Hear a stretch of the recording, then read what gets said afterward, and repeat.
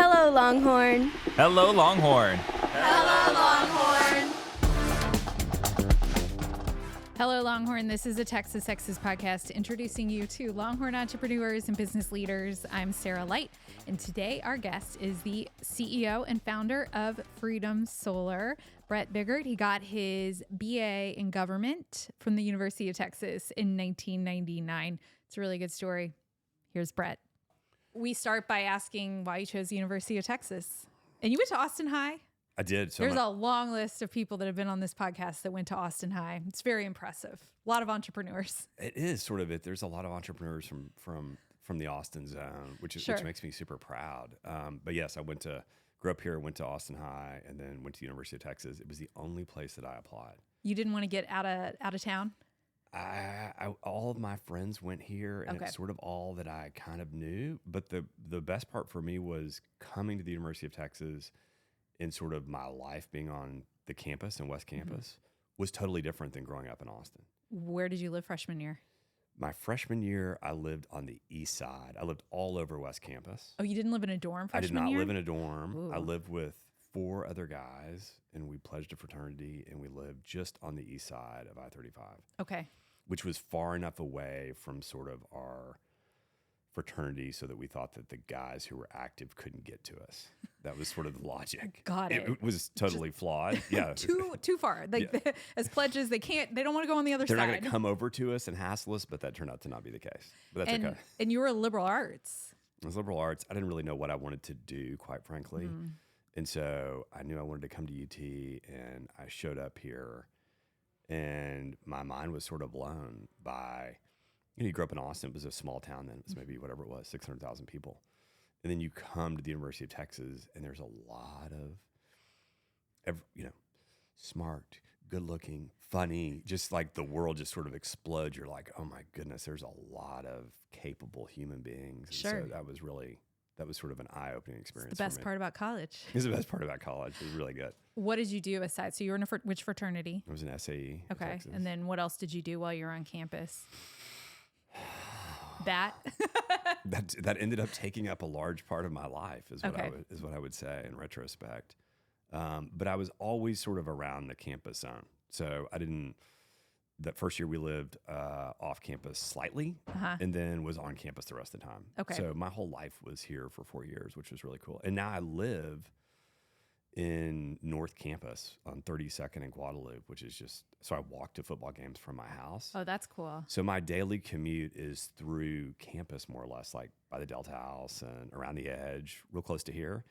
And so as I drive around, I have like all these sort of nostalgic memories as a 50-year-old guy where I'm like, oh yeah, I remember walking home from that party over there. And oh yeah, that's where that math class was. It was really tough. And so it's sort of surreal. When you left UT, liberal arts degree, government, what did you think you were going to do? I thought maybe go to law school. My dad was an attorney, and so I just thought, well, maybe I'll go be an attorney. And I sort of was exposed as I graduated. I went to go work on a sailboat of all things, and then my dad was like, you need to get your tail back to... Where? In Nantucket, of all places. Fun. Yeah, it was really lovely. And so I did that for a summer, and then I called my dad. I'll never forget this. And I said, I'm going with the sailboat to St. Bart's because that's where the sailboat's going, and this is what I do now. And he was like, no, get your blank back to Austin like in a week or two, and it's time for you to get a real job. And I'll never forget living with him for like 2 weeks, he and my mom, and every day him being like, did you find a job? What are you doing? What are you going to do? And then I sort of lucked out in a guy that this is like a full circle moment. He's now on the board of our business, Paul Hobby. Okay. But at the time, he had a venture capital fund, and he called me, and during college, I had volunteered for his campaign for Texas controller, and he lost that race in the closest statewide election in the history of Texas, which ended up being sort of good for me because he went back into business, and then he called me as I sort of was trying to find a gig, and he was like, hey, I have this venture firm. Could you come help me? I was like, yes, I need a job. And so I did a stint with him for maybe 1.5 years or 2 years, and then sort of went to another finance firm, and then went to graduate school got an MBA. Was that the right move for your dad to tell you to come home and get a job? I don't know. I sort of fantasize about that all the time, which Like what is your like, life could have been. yeah, floating around, with a big handlebar mustache floating Yeah. around like the Caribbean or St. Bart's. Sounds pretty good, Well, but I'm sure it would have gotten boring. so your story is that you went to grad school, you got your MBA, and then you were working mostly with like PE companies, private equity. Yeah. So I sort of,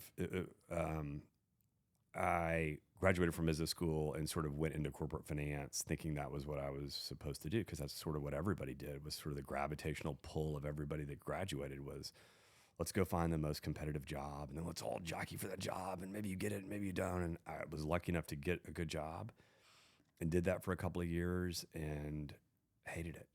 I mean, it was sort of the classic story of getting paid a bunch, but working, 90, 100-hour weeks. What did you hate about it? The working 90, 100-hour rat race? It just wasn't what I was necessarily good at, Okay. is what I would say. I wasn't passionate about it. And if you're not passionate about it, you'll never be that good at it, is maybe how I'd characterize it. And so I felt like a total imposter.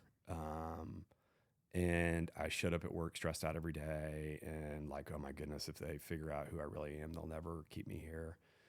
And what was turned out to be a good thing is ultimately I lost that job and I got fired. And that gave me a chance to come back to Austin and get sober, which I needed to do. And once I got sober, set me on this journey of sort of my entrepreneurial career. Just to hang there for a second. Yeah. So it probably wasn't, you can look back and say, this happened, this happened, this happened. It probably wasn't in the moment. Like, good. No, in the you moment, weren't it was- happy that No, you got fired. No, in the moment, it was like still thinking about it sort of makes me sort of, my chest, get a little tight, because I remember how painful that was and just sort of like, it was so rough. Was it that was your bottom that basically Well, said, I that- need to well, move? No. Okay. I mean, there were it was- more bottoms. There was sort of more bottoms, Okay. but it was sort of all compiled into sort of that yearish time frame. Okay. In coming back to Austin, and I had this, I was an alcoholic and a drug addict, and I had to get clean. Yeah. And I was 35, and I did that, and I got clean. And that's a whole nother story. That's a whole Sure. nother podcast. Sure. But the story of sort of me getting clean and my entrepreneurial journey are pretty entwined, Yeah. because there's no way this would have happened without that happening. And so it sort of kickstarted what ended up being this entrepreneurial journey for the last 15 years. So had you always wanted to be an entrepreneur? Was that No. something in the back of your head? No. Okay. No, I mean, I don't think I ever thought to myself sort of laying in bed like, oh, I want to go run my own business. That sounded great, but I don't think I, in my heart of hearts, really thought I could do that. Mm-hmm. And so what happened for me was somebody mentioned solar to me. And at that moment, I sort of went and researched it, and I was like, wow, okay, maybe this solar thing is a decent idea. Like they mentioned it as a business idea, or It was in a mentioned recovery. it? It was in a recovery environment. Okay. So I literally went to go see this guy speak in a recovery setting. He told his story, and afterwards he sat next to me and said, "What do you do for work?" And I said, "I'm 2 weeks sober. I'm just trying to hang on." And I said, "What do you do?" And he said, "Well, I have this window business." And we started talking, and he started telling me about solar. He's like, "Have you thought about solar?" It's like, talk about a crazy moment. And I was like, "No, I haven't thought about solar." He said, all these people ask me about it, and so there's this demand, but I don't know anybody who really does that. This is 15 years ago. And so I came home from that trip, it was like a weekend retreat. Mm-hmm. And I came home and I started to do the research, and I was like, okay, called 2 companies. Would they come talk to me about solar? Neither one of them would call me back. So I'm like, this is crazy. Then I looked at sort of the math of it, and I was like, wow, the math looks pretty good. And then I sort of made my mind up, like there's a huge opportunity. Austin's a great place to start this sort of business. But I had no money, negative money. I was broke, in debt. You were starting a new sober journey. Yeah, starting a new sober journey. And so I got introduced to a guy who ultimately became my partner. And he had this little business, Freedom Solar, and they went directly to other solar companies. So they did the work for them. They didn't go to the customer and sort of explain solar. And so I met him at El Arroyo. Nice. And we sat across from each other. I'll never forget, this is October 5th, 2011. And we sat there and I said, I've got an idea to start a solar business. I don't think people know how to sell it. They don't know how to install it. They don't know how to finance it, blah, blah, blah. The market's fragmented. And I sort of went through my list of reasons. And he sat there and said, I agree with you.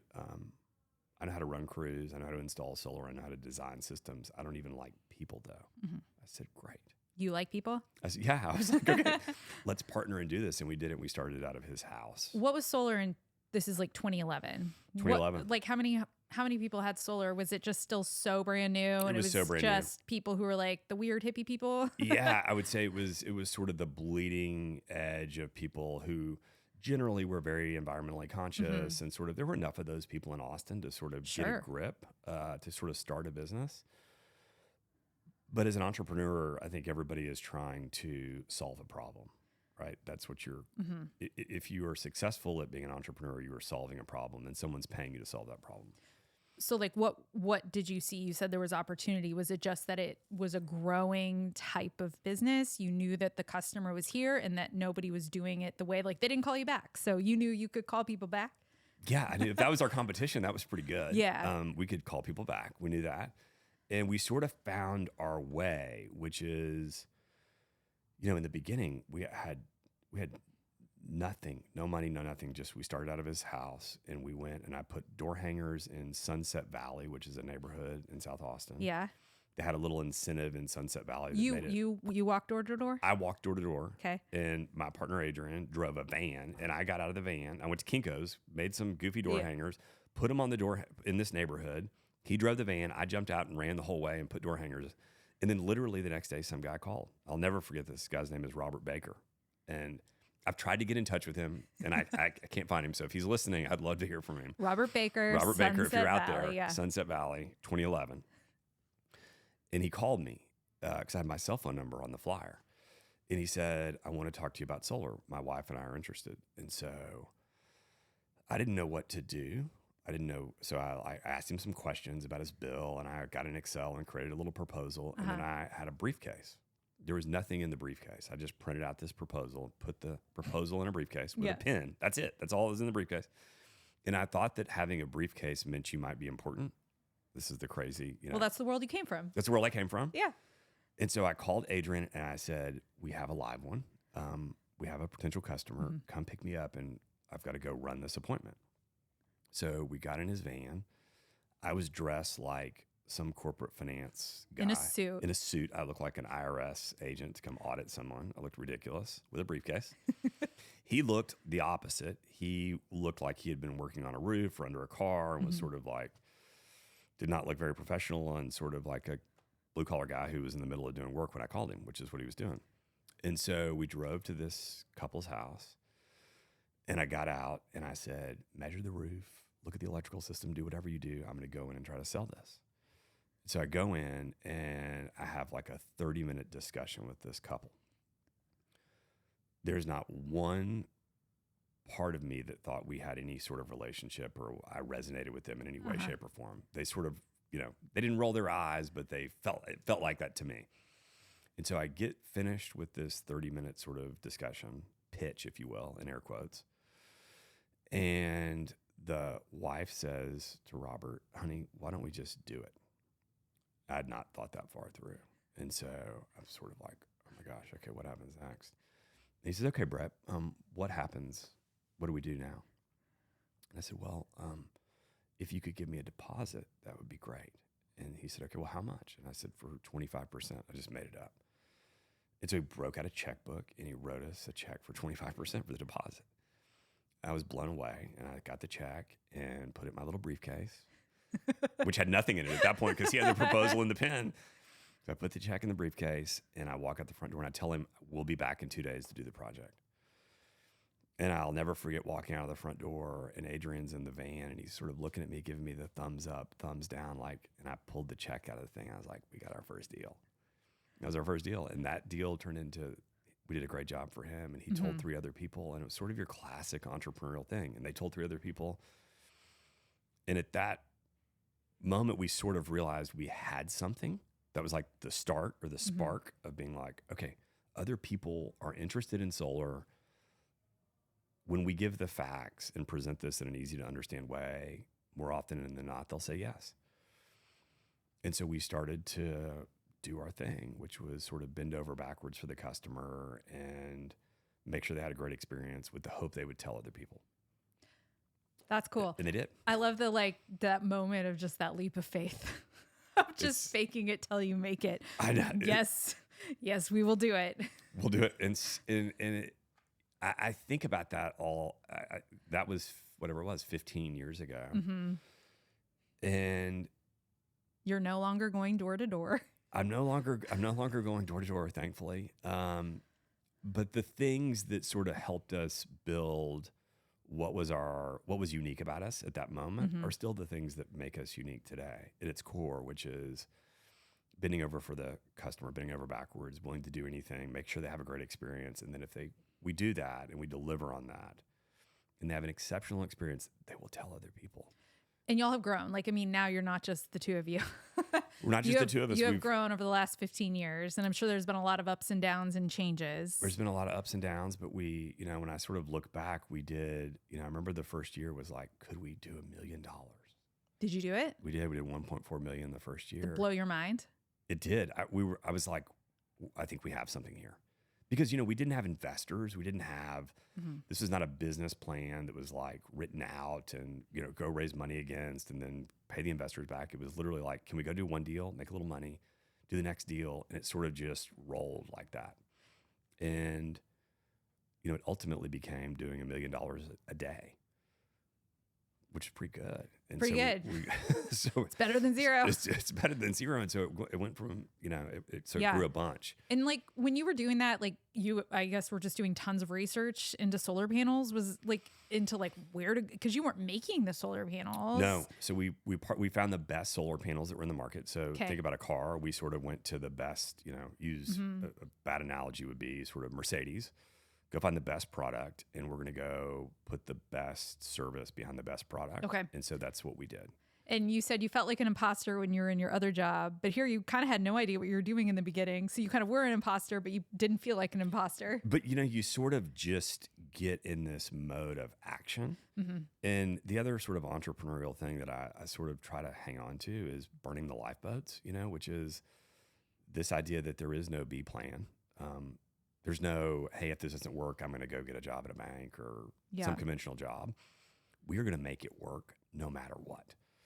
And if you have that mentality and that belief, and then you follow that with a lot of action, you'll ultimately find cracks and you'll push forward and you'll go. And we still sort of live by that today. What's the biggest misconception you think is just the Austin to solar? Or what's the biggest misconception of solar? I think the biggest misconception of solar is that it's too expensive. Is probably the most common one. Is that the one you're typically having to convince? I think that's sell. That's typically, or that it doesn't provide as much power as people need. Okay. And so we're sort of educating. There's a lot of educating of customers, but generally speaking, this is not selling insurance or something that. I think the topic of solar, hey, we're going to turn sunlight into electricity that will power your life. Everybody's sort of interested in that idea. If the math works, my 15-year-old daughter would happily tell you that's a better solution than pulling it out of the ground, right? Which is a finite resource. And so I think we had the benefit of people being generally interested in the idea of the technology, and then being able to explain it in a way that was clear and easy to understand. Is solar as far as you thought it would be in 2026 or further? I would say that solar has sort of gone through, after 15 years of doing this, there was a huge just rocket ship growth that we sort of went through. And then it sort of, things changed in the market and policies changed and presidents changed and people that were not so pumped about solar and sort of made it more difficult. And we've pivoted the business. We have 40,000 customers today. And so how do we go provide those customers with different services that are similar? So generators, HVAC services, battery services, and solar. So thinking the business solves more of a home power sort of solution than just solar today. How much can solar panels actually supplement an Yeah. electric bill in Texas in July and August? Yeah, so I'd say, generally speaking, sort of $200 a month. Okay. Average system is sort of 8.5 kilowatts. It'll save you $250 a month, and you can finance it, so you don't have to buy the whole thing up front. And so you can sort of take the payments that it takes to think about buying a car, Yeah. and you pay a couple $100 a month for your car payment. The difference here is you get that in energy savings with the solar system. And that's what most people do today, is sort of finance their solar systems. I see you on LinkedIn. Okay, so there was an article you posted the other day, and I'm going to look and see what it is that you said, because you're posting different things about the power grid, which is talked about all the time in the state of Texas. Like, you're in the perfect state to be talking about this. And you said that Texas solar is bigger than Texas coal, that grid scale solar projects put more power onto the ERCOT grid last year than coal plants did. Yeah, I think there's a common misconception that solar is sort of this, it's a small piece to ERCOT's power every day, as an example. Yeah, like it's like, it's like 10% or single sure. digits, or it's really low. And the reality is most days in Texas, wind and solar are providing like 40 to 50% of the power during the day. That like is, just the power that we have on for these lights. Yes. And That's, so yeah. so it's become a huge part of the mix of sort of the power mix that we generate power through. And then I'd say that we've benefited in Texas from the low cost of power for a long time. Mm-hmm. Call it sort of 10, 12, 14 cents a kilowatt hour for a residential customer. Sort of the silver lining of the policy changes and sort of what's going on today in the policy world, which is sort of make solar and wind harder and sort of promote natural gas as an example. I think we'll always need natural gas, to say that. So I think solar is part of the mix. It's an important part. Natural gas is also a very important part because natural gas runs all the time. But today, there's more demand than there is sort of supply, and it's driving the price of power up. And so everybody that follows the price of power knows the price of power is going up, particularly in the state of Texas. And nothing sort of drives solar adoption more than the price of power. So if you think about California, it's 30 cents a kilowatt hour in California for power versus 10 cents in Texas. Okay. That's crazy. Yeah, it's crazy. And it can be as high as 60 cents at certain times of the day in California. And so in California, it makes total sense to put solar on your roof because the payback is so short. Sure. And so they have 26% penetration in that market of solar. What do we have in Texas? 4, 5. Oh, wow. Okay. So really low. Yeah. And so every sort of forecast that anyone that follows the power market looks at has a super big increase coming because data centers are showing up everywhere in North Texas. Sure. And all those things are going to impact everybody's price of power on top of just this idea of the supply-demand imbalance. And so as the price of power goes up, solar becomes a really great alternative. And I think we're going to see that in the next couple of years. But everything changes. I've been doing this for 15 years, and the idea that this too shall pass is sort of, we're in a market today where it's not the greatest, but I think it's going to flip in a really big way, and I'm excited to go the next couple of innings and keep doing what we're doing. It's nice when to it have really the matters. perspective of this too shall pass. This too shall pass. That- Nothing stays the same. You might not have had at 21 starting this. Totally. And the idea that this too shall pass works, it cuts both ways. Like if it's really good, enjoy it when it's really good because it may not be that way forever. And if it's really bad, just hang tight because it'll change. You just have to sort of stay in the saddle. And so... when you look back to your time at UT, what are some of the small moments that you still remember? Yeah, so the relationships that I gained at the University of Texas have now they're going on 30 plus years. Most popular answer. I'm sure. I mean, I'm sure. But it's so true. It blows me away. I just got back from Mexico City, visiting one of my best friends who I met at the University of Texas when we were freshmen, and we're still, he lives in another country, and we still are super tight. And I don't know. That's the benefit of this program for me, of the University of Texas, is having those. The other thing I would say is, and I can't remember the class because I was trying to think about this, but there was a class that I took that was an entrepreneur class. Okay. And there was like an adjunct professor who came to speak who had he had another job. And the job was in Houston, and it was, I cannot remember which company. It was a big oil and gas company. It was like Halliburton or Schlumberger. And he came to this class. I'll never forget this. And he said, I'm going to teach you everything you need to know about. I'm going to use this today, by the way. Okay. I'm going to pass this forward Okay. to the folks I talked to today because I think about it all the time. Mm-hmm. So he walks in, and he's old. He's definitely passed away by now because this was 30 years ago. But he had a cane, and he had sort of Parkinson's, and he walks into this class, and we're all sitting there. And he introduced himself. He says, I'm going to teach you everything you need to know about business right now. So we all sort of roll our eyes. And he says, I'm going to point to this side of the room with his cane. And he points, and he says, when I point to you, I want you to say cheaper. When I point to this side, you say faster, and this side better. So he points cheaper, faster, better, cheaper, faster, better, cheaper, faster, better. Stop. All you must remember in business is you can only be two of those things. You can never be three of those things at one time. Wow. And I literally think about that on a pretty regular basis because it's sort of the North Star. And, I remember him saying, does anyone have an example of a company that is all three? And so people would sort of raise their hand and be like, well, what about FedEx? And no. What about Dell? No, they're this and that. What about Walmart? Of course not. They're just cheaper and faster. And so I think about that as our business sort of as a North Star, which is in our business, we're faster and better. We're not cheaper. Mm-hmm. And you constantly get the pull to try to be all three of those things, but you can't do it. And so anyway, there's those moments. That's wild that's there's so relatable so many years later.